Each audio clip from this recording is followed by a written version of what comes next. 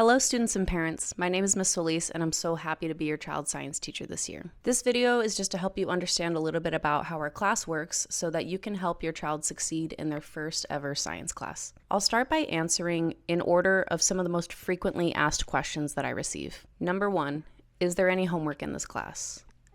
Nope. Your child receives enough homework in their other classes and in their extracurriculars. The only work you have to do at home from my class is makeup work after you've been absent. However, since I don't assign homework, we really do make all the most out of the time we have in class. I ask that you help your child show up ready to learn. This means on time, well fed, and with at least 8 hours of sleep every night.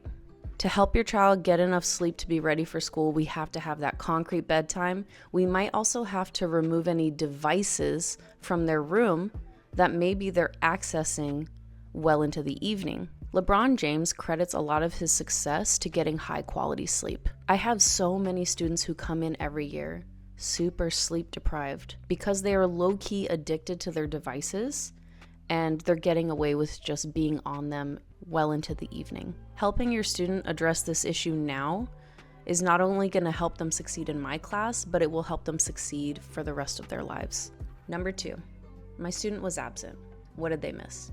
If your student's absent and you want to figure out what work they missed, please see our Skies Learn class. You start by going to Schoology at lms.lusd.net. I highly suggest you create your own parent account, but you can also just log in with your child through their account. In my class, you'll see a link to the Skies Learn login for their class period.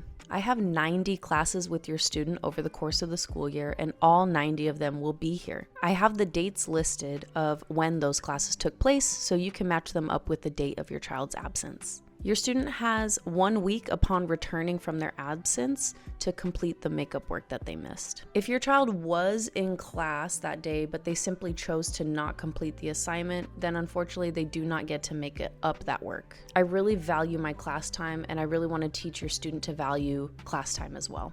Often I have students kind of messing around, and then at the very end of the semester, they try to make up a whole semester's work in a week. That is very stressful for you. That's very stressful for your student. It's also very stressful for me. Let's teach our students to show up and give it their best effort every day in class, and the minute they leave class, they don't have to think about me ever again. They can just go enjoy their life. So that's the compact that we have between us.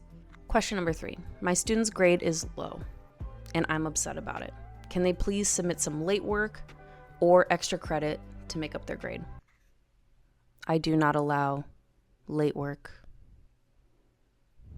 Except, of course, students who were absent. They have a week upon returning to complete the work that they missed. And of course, students who have an IEP on record with our school and part of their accommodations is extra time to complete assignments. Of course, absolutely. But if your child waits a month after and then panics and then tries to submit it, I won't grade it. We need to get it in a reasonable time. I know there's other teachers at our school that are very lenient with late work, and I love that for them. It simply doesn't work for me. With over 180 students, going back in time constantly to review previous work makes me very scatterbrained and discombobulated when I'm trying to provide a really exciting science class for your student every single day. To be your child's best science teacher, I have to be strict on this policy. I hope you see that I am teaching your student the importance of respecting deadlines.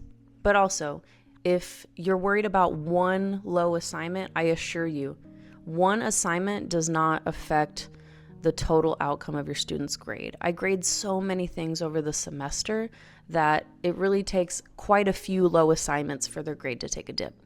Your student's grade in my class is truly a reflection of their effort across all 90 days of our school year. Your student doesn't have a low grade just from one bad day, one bad test, or even missing school for a whole week. I've had students do that and they still end up with a good grade. Number 4, what does my child need for this class? Students will receive their own dedicated science workbook. It looks like this. This workbook stays here in class with us because they have enough stuff to carry in their ginormous backpacks on their tiny little 6th grade back. If your student is absent or you know they're going to be absent, of course they can take this book home with them in the meantime to make up the work. I also have digital copies of our book available in English and in Spanish. in our Schoology classroom. This is especially helpful for our dual language class. So if you feel like your student is struggling in the dual language program, you can reread the chapters of the book that we read in class together with your student. Maybe you'll learn some fun science words in Spanish. This applies to a science notebook as well. Students will need to have one composition book that stays here in class with me because I often have to grade it when they have left and go to their other classes.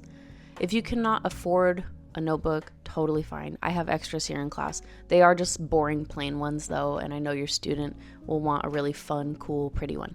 Finally, of course, this is obvious, they need a pencil every day. I have pencils for students to borrow, but it will just save them time if they have a sharpened pencil with them every day. Number 5, who are you? And why are you teaching my child science? Just some background on me. I studied environmental analysis at Pitzer College, and then I got my master's in integrated STEM education at Cal State LA.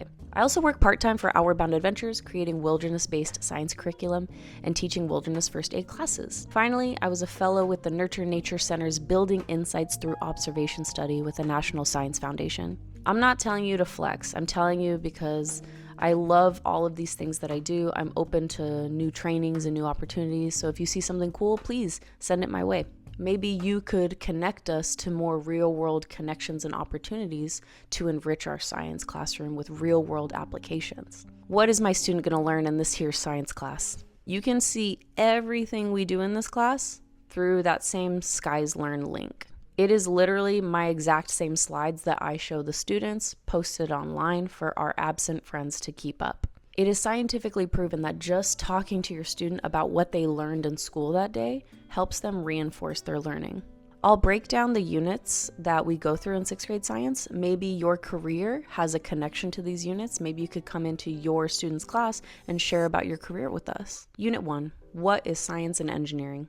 Students learn the differences between science and engineering. The engineering final project for this unit is an affordable housing project. Students design a house that is compact and adheres to a strict project budget based on real California construction costs.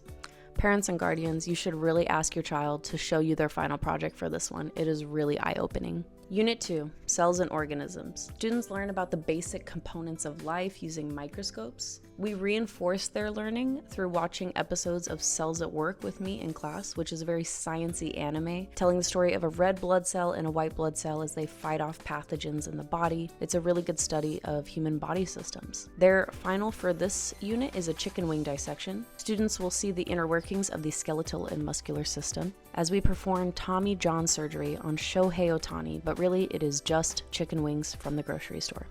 This means you could make your child help you butcher the meat in the kitchen for dinner and tell them that it is reinforcing their surgery skills for their first surgery rotation in med school.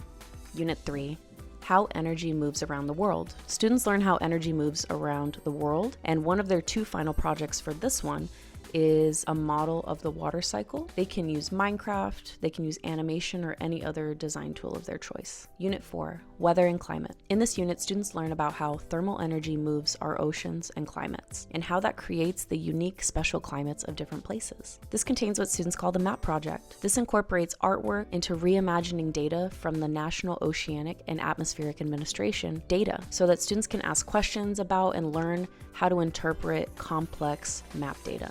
Their final project for this is also a deep dive into study what causes the climate of the city of their choice.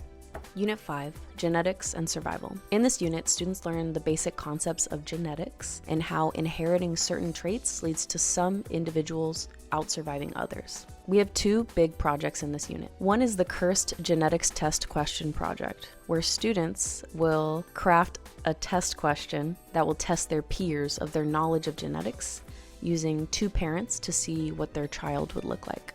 The final project of the unit is their Solely Survival project. Students will create their own character card that includes argumentative writing, arguing for the strengths and weaknesses of their chosen adaptations. Students then compete with their other classmates via their arguments to see who will be the ultimate survivor. Unit 6, human impacts. Students learn how to analyze data about human impacts on the environment. The culminating project here is a business project where students design a business that minimizes human impacts while maximizing profit for them. I have learned over my years of teaching that while students are very diverse in their interests, all kids love money, so they really enjoy this project. Our final unit is first aid and CPR. Students learn how to provide first aid for choking, cardiac arrest, and life-threatening bleeding. In my part-time, I'm actually a wilderness first aid instructor with Outward Bound Adventures, so your students are getting a $70 class for free. Their final project is either a video or a live demonstration for me showing the correct techniques in a real-world scenario. Once again, please ask your students to show you their project. Well, thank you so much for sticking around so long to the end of this video. I hope you feel like you got a good tour of our 6th grade science classroom. I hope to meet you in person eventually, and I cannot wait to see what we accomplish together this year.